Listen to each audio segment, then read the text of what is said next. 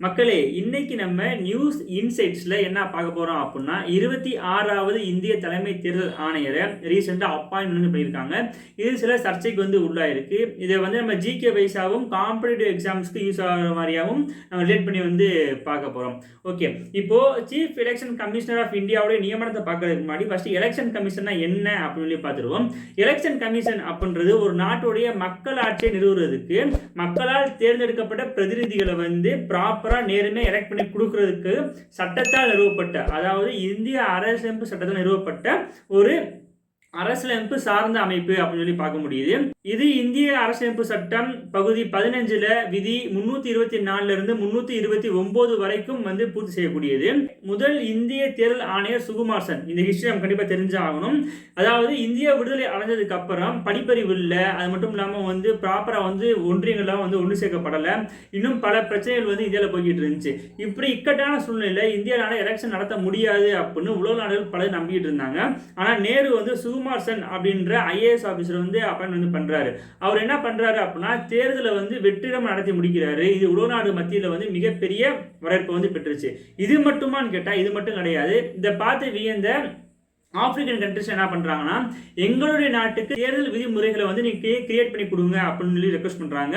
நேரும் சுகுமார் சென் அங்க அனுப்பி வைக்கிறாரு. ஸோ அந்த நாட்டு சட்ட திட்டங்கள் மற்றும் அந்த மக்களுடைய கலாச்சார பண்பாடுக்கு ஏற்ற மாதிரி சுகுமார் சென் என்ன பண்றாரு அப்படின்னு பார்த்தோம்னா, அவங்களுக்கான தேர்தல் விதிமுறைகளை நடத்தி கொடுக்குறாரு. ஸோ இப்பேற்பட்ட ஒரு ஹிஸ்டாரிக்கல் பேக்ரவுண்ட் நமக்கு நிறையவே இருக்கு. அது மட்டும் இல்லாமல் நம்ம இந்தியாவில் இருக்கிற மக்களாட்சி நிறுவுறதுல இந்திய தலைமை தேர்தல் ஆணையம் மிகப்பெரிய பங்கு வகிச்சிருக்கு. இந்த ஹிஸ்டாரிக்கல் பேக்ரவுண்ட்ல வரும்பொழுது பார்த்தோம்னா இந்த இஷ்யூ கொஞ்சம் கவனத்தை ஈர்க்கக்கூடியதாக இருக்கு. அதாவது இந்திய தலைமை தேர்தல் ஆணையரை நியமிக்கிற அந்த விஷயங்கள்ல சில குறைபாடுகள் இருக்குன்ற மாதிரி மனுக்கள் போட்டிருக்காங்க.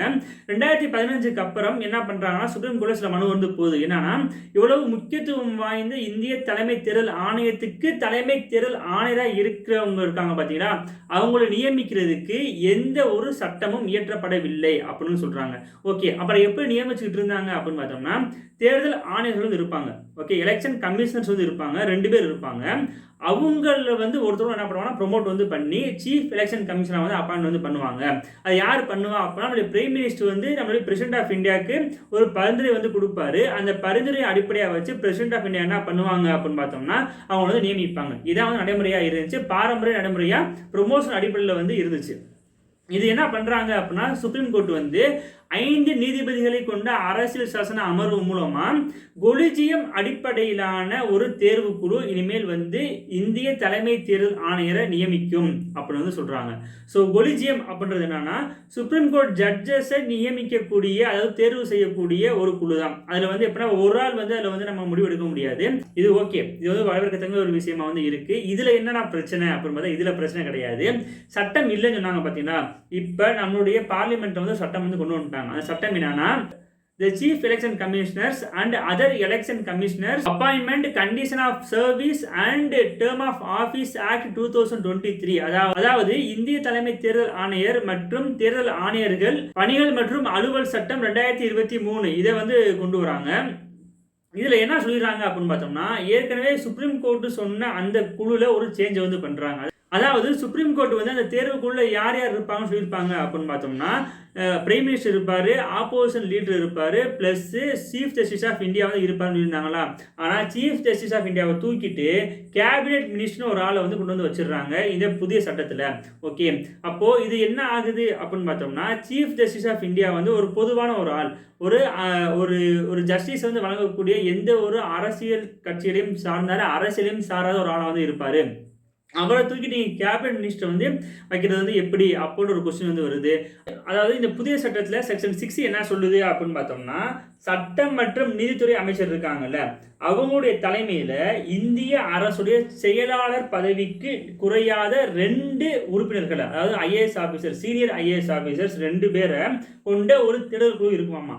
அந்த குழு என்ன பண்ணும் அப்படின்னு பார்த்தோம்னா, சீஃப் எலெக்ஷன் கமிஷனர்ஸையும் அண்ட் அதர் எலெக்ஷன் கமிஷனர்ஸையும் நியமனம் செய்யறதுக்கு தேர்வுக்குழுவுடைய பரிசீலனைக்காக அந்த 3 பேர் கொண்ட தேர்வுக்குழுவுடைய பரிசீலனைக்காக 5 பேர் கொண்ட குழு வந்து தயாரிக்கும். அதன் அடிப்படையில் வந்து என்ன பண்ணுவாங்க அப்படின்னு பார்த்தோம்னா, பிரதமர், cabinet minister and leader of opposition இவங்க 3 பேரும் வந்து டிஸ்கஸ் பண்ணி நம்ம சீஃப் எலெக்ஷன் கமிஷன் வந்து நியமிப்பாங்க அப்படின்றத சொல்றாங்க. இதுல வந்து இன்னும் கான்ட்ரவர்சியான விஷயம் என்னது அப்படின்னு பார்த்தோம்னா, இப்போ ரீசெண்டாக நம்மளுடைய பிஎம்ஓ பிரைம் மினிஸ்டர் ஆஃபீஸில் சவுத் பிளாக்ல வந்து இந்த மீட்டிங் வந்து நடந்திருக்கு. நம்மளுடைய எதிர்கட்சி தலைவர் ராகுல் காந்தி என்ன சொல்லியிருக்காரு அப்படின்னு பார்த்தோம்னா, அந்த கேஸ் வந்து போய்கிட்டு இருக்கு, அதுல இருந்து தீர்ப்பு வர்ற வரைக்கும் கொஞ்சம் ஹோல்டு பண்ணி வைங்க அப்படின்னு சொல்லியிருக்காங்க. ஆனால் அந்த கேஸ் வந்து மனு விசாரணைக்கு வர்றதுக்கு முன்னாடியே என்ன பண்ணிட்டாங்க அப்படின்னு பார்த்தோம்னா, பிரதமர் வந்து ஆலோசிச்சு சீஃப் எலெக்ஷன் கமிஷனர் வந்து ஞானேஷ்குமாரை வந்து நியமிச்சிடுறாங்க அப்படின்றதான் இப்போ இருக்க கான்ட்ரவர்சியாக வந்து போய்கிட்டு இருக்கு. இதில் வந்து நம்ம வந்து என்ன வந்து எக்ஸாம் எடுத்துக்கலாம் அப்படின்னு பார்த்தோம்னா, எலெக்ஷன் கமிஷனோட ஆர்டிகிள்ஸ் அண்ட் எலெக்ஷன் கமிஷனுடைய ரோல்ஸு, அப்புறம் வந்து 26வது 25வது எலெக்ஷன் கமிஷனர்ஸ் யார், அது மட்டும் இல்லாமல் அவங்க எப்படி நியமனம் செய்கிறாங்க அப்படின்றத வந்து நம்ம வந்து எக்ஸாம் பாயிண்ட் ஆஃப் வந்து எடுத்துக்கணும். இப்போ புதுசாக அப்பாயின்மெண்ட் ஆகிருக்கிற ஞானேஷ்குமார் இருக்காங்களா சீஃப் எலெக்ஷன் கமிஷனர், இவர் வந்து என்ன பண்ண போகிறாரு அப்படின்னு பார்த்தோம்னா, 2029 வரைக்கும் இவருடைய பதவிக்காலம் வந்து இருக்கு. மேலும் வந்து இவர் 20 லெஜிஸ்லேட்டிவ் அசம்பிளி எலெக்ஷன் நடத்த போறாரு. அது மட்டும் இல்லாமல் 2027 பிரசிடென்ட் ஆஃப் இந்தியா எலெக்ஷன் இருக்கு, அதையும் நடத்த போறாரு. அப்புறம் 2027 அதே வருஷத்துல வந்து வைஸ் பிரசிடென்ட் ஆஃப் இந்தியாவுடைய எலெக்ஷன் இருக்கு, அதையும் வந்து நடத்த போறாரு அப்படின்னு சொல்லி பார்க்க முடியுது. ஓகே, ஸோ இதான் வந்து கான்செப்ட். நம்முடைய நியூஸ் இன்சைட்ஸ் அடுத்து வேற ஒரு டாப்பிக்கை வந்து பார்ப்போம். உங்களுக்கு நம்ம சேனல் கண்டிப்பாக யூஸ்ஃபுல்லாக இருக்கும். ஸோ சப்ஸ்கிரைப் பண்ணி வச்சுக்கோங்க. பை.